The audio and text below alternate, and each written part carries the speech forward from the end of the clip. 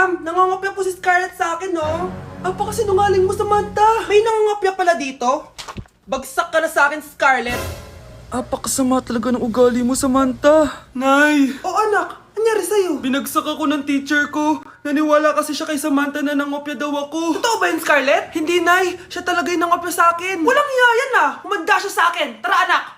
A few moments later. Ma'am, bakit niyo po kami pinatawag dito? Eh kasi ang anak mo, sinungaling. Siya naman talaga yung nangopya kay Scarlett eh. Hindi po totoo yan. Para malaman natin kung sino nagsasabi ng totoo sa inyong dalawa, mag-quiz na lang kayo ulit.